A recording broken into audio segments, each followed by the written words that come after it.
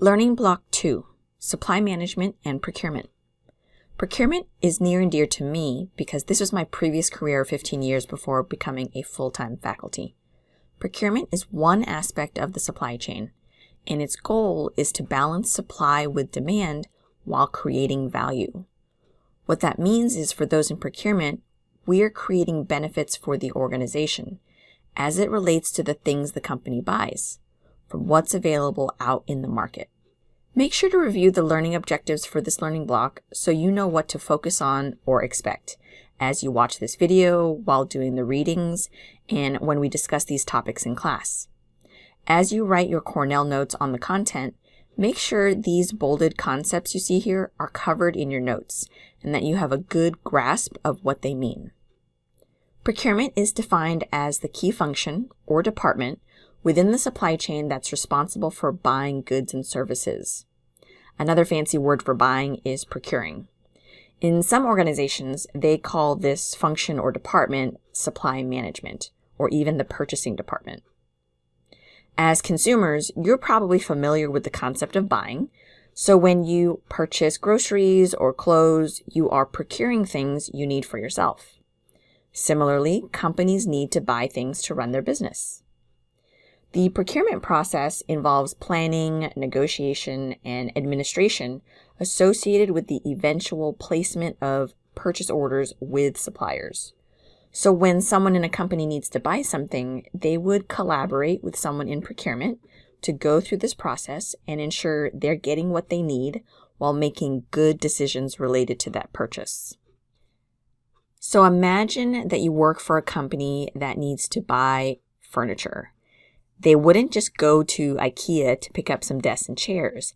They would work with procurement on these various activities to make sure we buy the right furniture for the company. It starts with a purchase requisition that goes into the Material Requirements Planning System, or MRP. And the information about what it is we need to buy, or what we're requesting, gets sent through the system to procurement. From there, procurement then helps to source or find appropriate suppliers that can meet our furniture needs. From there, procurement will get pricing and delivery information through a request for a quote or request for proposal, which we'll talk about in depth in a little bit, as well as conduct negotiations with the suppliers, evaluate their quotes or proposals to see who ought to win. Then they'll place a purchase order, which is a contractual document that says, hey, we're buying this stuff from you, and then track to make sure that what we ordered comes when it's supposed to come. And then we also make sure that they get paid for whatever it is we're buying. Now, in the past, procurement was just about getting the best price on a good or service. And by best price, I mean like the cheapest. But today, procurement is viewed as a strategic business function because it impacts the business in a variety of ways. It can impact its price, or even access to new technologies, or the speed it takes for things to arrive. So procurement is linked closely with other supply chain functions that we'll learn about in this class. Now, because of this, deciding what to buy and from who is now usually based on the concept of best value instead of lowest price. So again, if we think about furniture, yes, we want to pay a good price for the furniture, but we also want to make sure it gets delivered to our company at the right time for us to, set up and install and make it available for our employees to use. We want to make sure it's good quality, that it's going to last a long time. We don't want to have to be, replacing the furniture too frequently. We want to work with a supplier that has good reputations, and perhaps the furniture that we're buying, made ethically and taking into account environmental factors, whether it's the wood that's used in the furniture, or how it gets moved around the globe before it gets to us.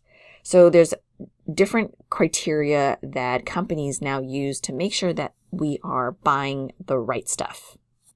One reason I got into procurement was because of the relational aspects needed to be successful. It's not just about the numbers. It's also about the relationships and the people you work with. So suppliers are companies who provide goods and services to the buying organization. And having good relationships with those suppliers helps procurement create more value for the company.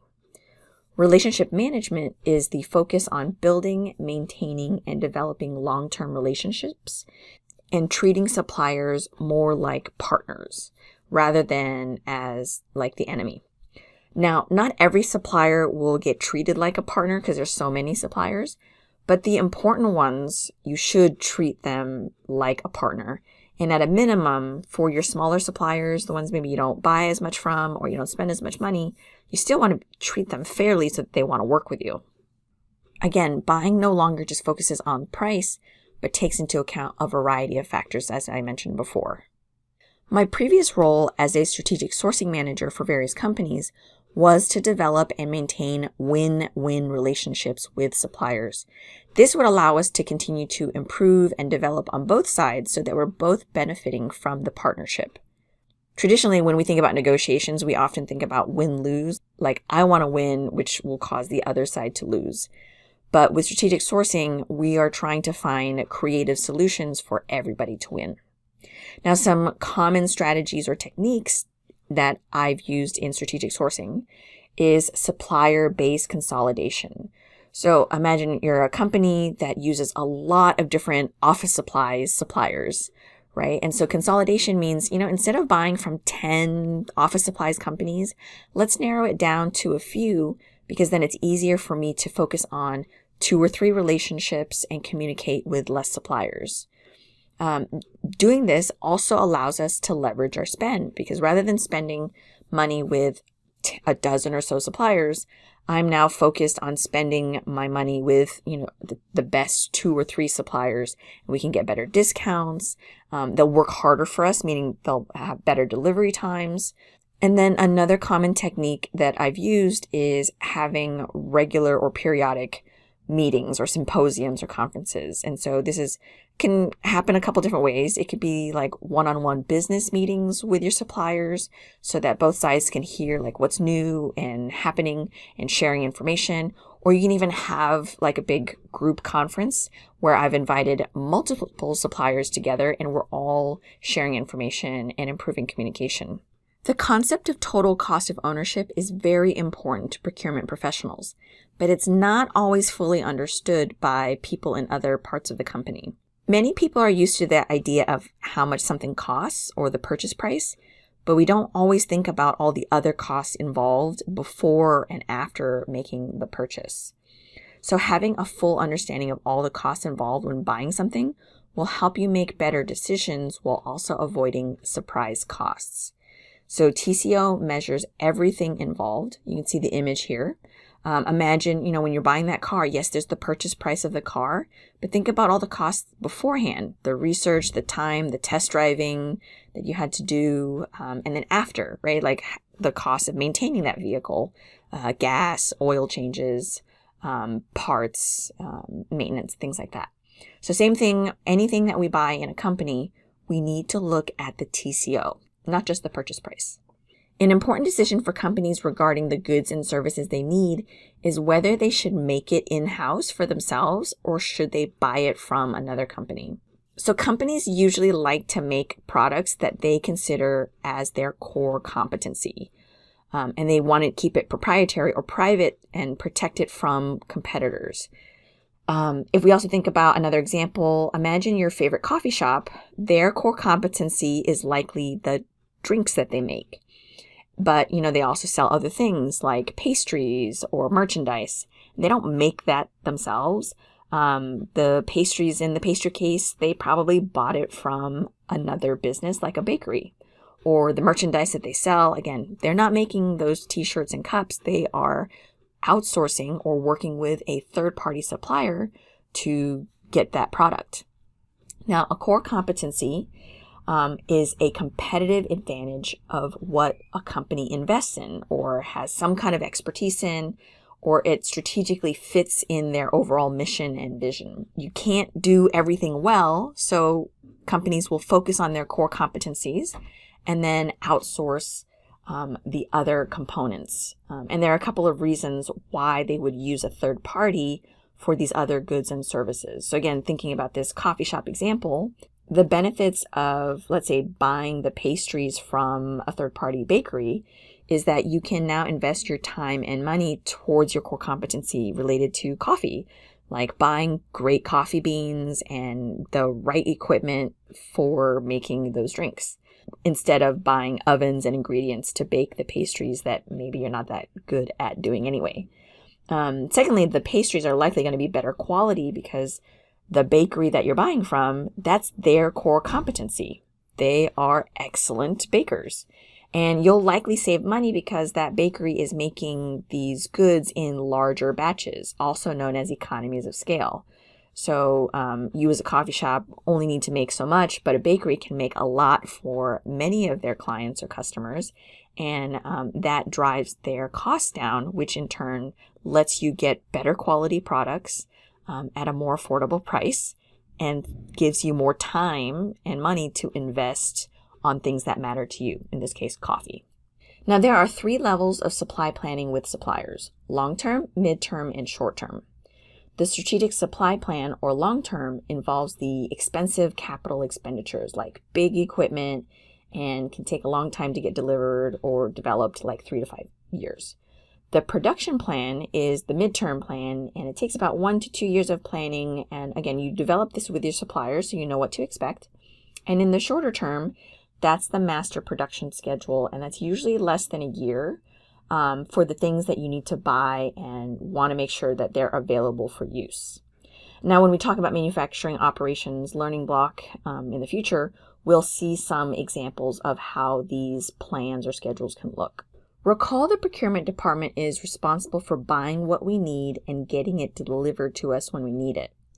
In order to do that, we have to evaluate suppliers based on a variety of factors. It's not just about price. We can evaluate them on suitability, like do they align with our company strategically? We can evaluate them on reputation, like do they have a good reputation in terms of ethics, social, and environmental commitments? Capability has to do with the ability to provide what we need in terms of quality, reliability, flexibility, etc. Are they stable? Are they going to be around for a long time because they're financially stable and have a good historical performance? We don't want to work with a supplier that might go out of business soon, because then now we've got to find new suppliers. Also, we can evaluate them in terms of location, like how far are their facilities from us or from transportation services to get things to us. This is where decisions of working with suppliers that are closer to us or on the other side of the globe can have different impacts to the business.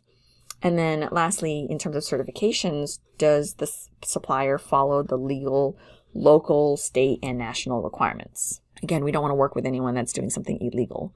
So if the suppliers pass the evaluation process, then they're essentially approved for us to work with and buy from. Having a database is helpful for when a company wants to buy something. We've already got this list of who we can buy from, and not worry about the chances that we're buying from a bad company, which can in turn increase the risk to our business. So going back to when the company needs to buy something, say again like furniture, that purchase requisition is created in the MRP system and gets sent to buyers in procurement. And the requisition should have all the information procurement needs to understand what it is that needs to be purchased. Now, that can include drawings, the quantities, the colors, when we need it to be delivered. Now, depending on the situation, a buyer can then send a request for quote or a request for proposal to multiple suppliers to bid on or respond to.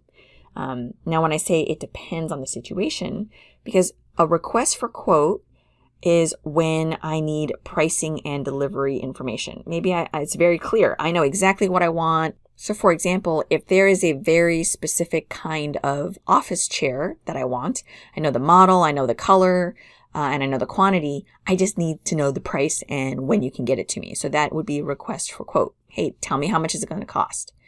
Now, whereas with a request for proposal, there are many inputs beyond pricing and delivery in terms of information that we need. So for instance, maybe I know I need a desk chair, but I need more information, like I need an ergonomic desk chair in different sizes. I'm not really sure which brand to use. And so you're asking the suppliers to propose a couple different options, but also include pricing and delivery, but also give them some idea of like, hey, based on your needs of an ergonomic chair in certain colors, here's what we propose you could buy from us. Now, a common tool that procurement uses to evaluate the goods and services is a weighted scorecard. Now, procurement should work with the stakeholder or group that has the need for whatever it is they're buying, again, let's say furniture, and agree on the criteria that matters to them and how much weight gets assigned to each one. Then when you score the quotes or proposals from the suppliers, you score each criteria and mathematically you'll see who's the best option. This helps us to be more objective on what matters to us and why we ended up awarding to one supplier over another. So rather than using a gut feeling of like, ooh, I like this proposal because it's pretty. So now we're scoring them on things like price, delivery, but also quality and service. For one department ordering furniture, price might be really important to them because they have a very tight budget. Whereas another department that's ordering furniture, maybe their focus is really on quality because they want really high quality furniture. And so price won't be as important when they grade the proposals. Once you've decided which supplier to buy from, we now award a purchase order, which captures the aspects of the deal, such as the terms, payment, how we pay them, if there's any discounts, how much it costs to ship out, what's being bought, the quantity or how many we're buying, the actual pricing of the products, and then of course like shipping information. Now, purchase orders are binding contracts, and from the supplier's perspective, it's their sales order. We then track progress and work with the supplier to make sure things arrive on time, or maybe there's some issues, like something's going to be late or we got to change something. We'll go ahead and work together to address those issues. Now, purchase order administration is the administrative work involved regarding the orders that are open, closed, canceled, changed, or back ordered.